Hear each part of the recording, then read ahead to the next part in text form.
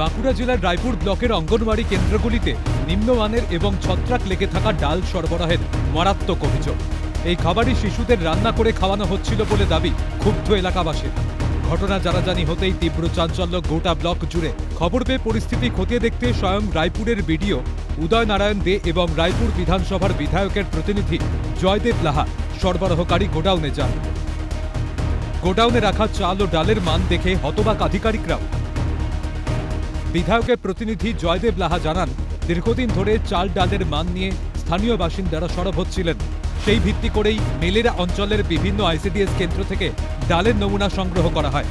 শিশু পুষ্টির মতো একটি অত্যন্ত সংবেদনশীল ও গুরুত্বপূর্ণ প্রকল্পে এই ধরনের নিম্নমানের খাবার মজুদ থাকা কোনোভাবেই মেনে নেওয়া যায় না। তার প্রশ্ন, শিশুদের সঠিক পুষ্টির জন্য যেখানে পুষ্টিকর খাদ্য দেওয়ার কথা, সেখানে এমন মেয়াদ উত্তীর্ণ খাবার খাওয়ানো হলে শিশুদের স্বাস্থ্যের কী অবস্থা হবে? পুরো বিষয়টি রিপোর্ট তৈরি করে দ্রুত ঊর্ধ্বতন কর্তৃপক্ষের কাছে পাঠানোর আশ্বাস দিলেন তিনি। এই যে আমরা দেখলাম কিছু লোকের অভিযোগ ছিল এমএলএ সাহেবের কাছে। এমএলএ সাহেব তো আর শারীরিক অসুস্থতার কারণে আসতে পারেনি, আমাকে ভিজিট করতে বলেছিল। আমি সকালে সেন্টারগুলোতে ভিজিট করে দেখলাম যে মসুরগুলো সব পোকায় খেয়ে গেছে, নিম্নমানের মসুর।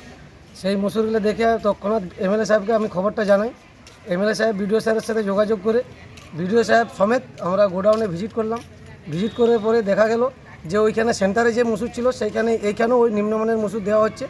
এটা বিডিও স্যারের মারফত দিয়ে আমরা সরকারের পক্ষ থেকে আমরা ডিএম স্যারের কাছে আবেদন জানাবো। চাঁদড়িডাঙ্গা মেডাল অঞ্চলের মধ্যে চাঁদড়িডাঙ্গা গ্রামে আর একটা লুড়কো কালিন্দি পাড়া, এগুলোতে গেছিলাম। এগুলো দেখার পরে দেখলাম যে সত্যিকারই নিম্নমান, একদম পোকা খাওয়ার অযোগ্য সেই মসুরগুলোকে এরা পাঠিয়ে দিয়েছে ওখানে। তো তৎক্ষণাৎ এমএলএ সাহেব বিডিও স্যারের সাথে যোগাযোগ করার ফলে আমরা এখন ভিজিট করে দেখলাম যে এই গোডাউনও ওই মসুরই আছে। ওইটা বিষয় সরকারিভাবে আমরা বিডিও স্যারের অবগত করে ডিএম স্যারের সাথে আলোচনা করে যা পদ্ধতি নেওয়া হবে।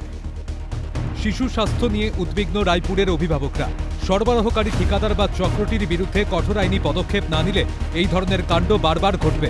শিশুদের স্বাস্থ্যের প্রতি উদাসীনতা শাস্তিযোগ্য অপরাধ। রাজ্যে পালাবদলের পর খোদ মুখ্যমন্ত্রী বারংবার মিড ডে মিলের স্বচ্ছতা নিয়ে বার্তা দিয়েছেন। মিড ডে মিলের খাবার তৈরির দায়িত্ব দিয়েছেন ইসকনকে। এই আবহে আইসিডিএস কেন্দ্র মিড ডে মিলের এহেন অবস্থায় প্রশাসন কী পদক্ষেপ নেয় সেটাই দেখার। বাঁকুড়া থেকে স্বরূপ রায়ের রিপোর্ট, ক্যালকাটা নিউজ।